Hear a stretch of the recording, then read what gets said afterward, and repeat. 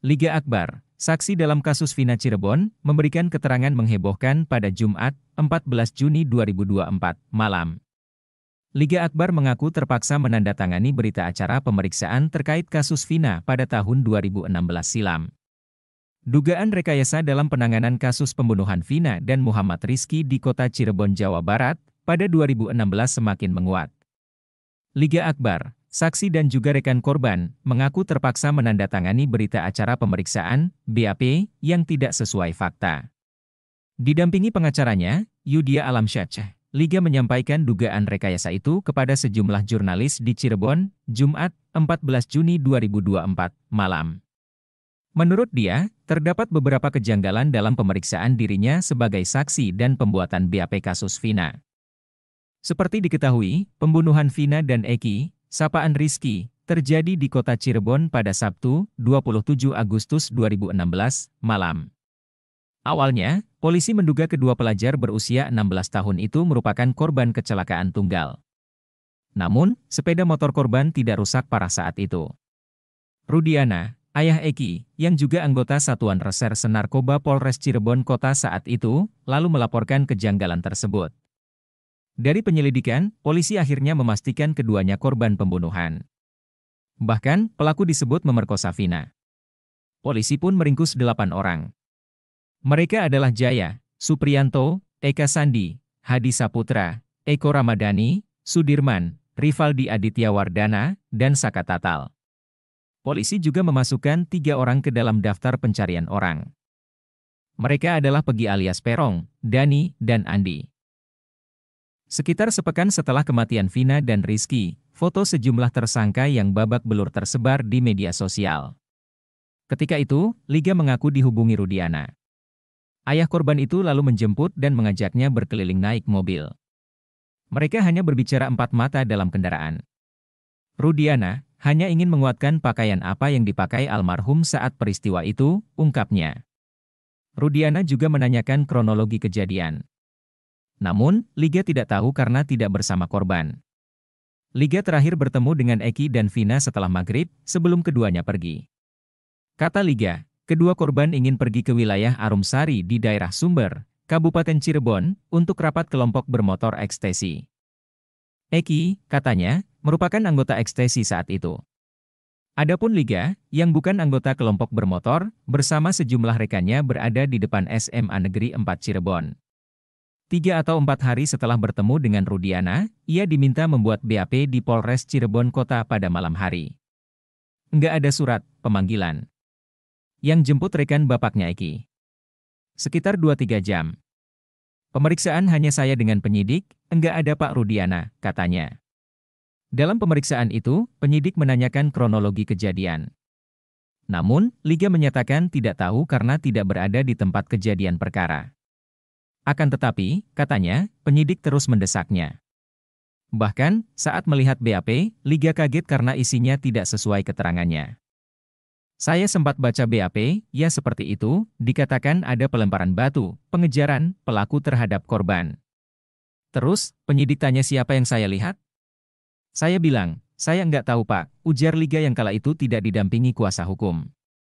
Ia juga tidak tahu soal prosedur pemeriksaan saksi.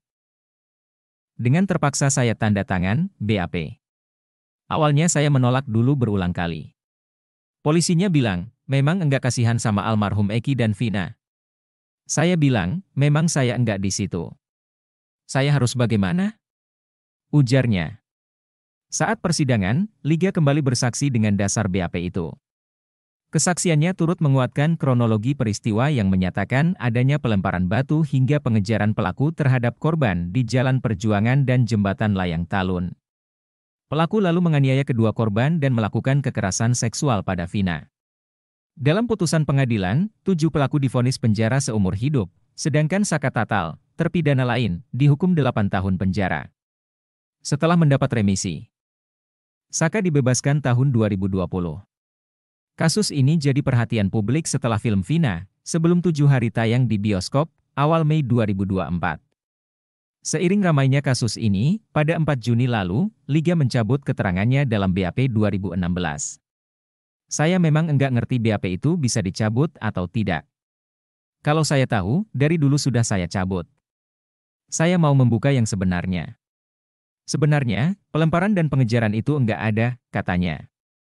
Yudia menilai, polisi diduga telah merekayasa kronologi kejadian. Ya, ada rekayasa. Kalau dilihat dari kronologi, bahwa penyidik juga sudah merangkai cerita itu dalam BAP yang harus disetujui oleh Liga Akbar. Sedangkan dia sudah membantah dan menolak beberapa kali, ungkapnya.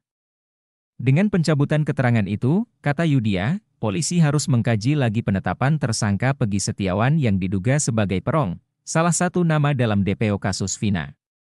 Sebab, dalam kronologi disebutkan ada Pegi yang mengejar korban.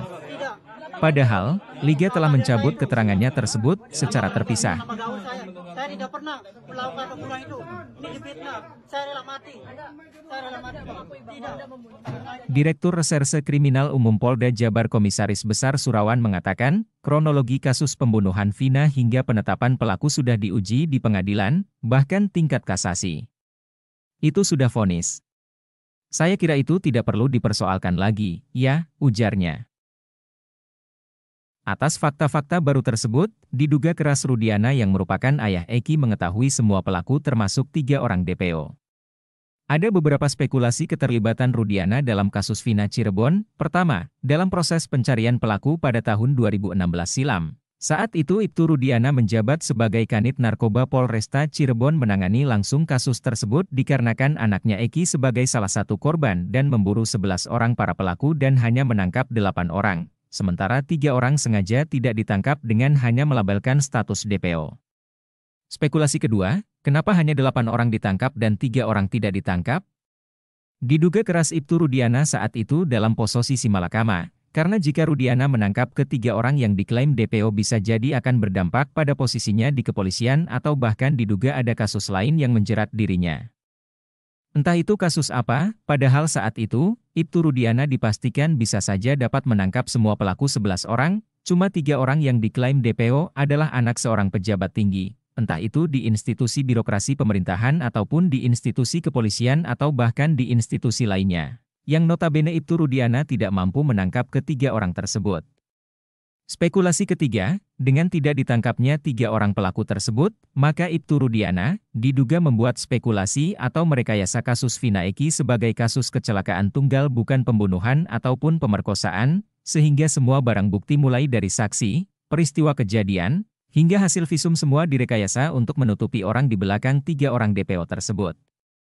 Untuk itu, jika ketiga spekulasi ini benar, maka Ibtu Rudiana merupakan orang yang paling bertanggung jawab karena telah menyembunyikan pelaku utama pembunuhan Vina dan Eki serta merekayasa kasus tersebut agar 3 orang anak dan pejabat tinggi tidak terekam dalam kasus tersebut. Untuk itu, sudah saatnya Presiden dan Kapolri membentuk tim khusus dalam pengungkapan kasus Vina Cirebon. Framing News TV melaporkan.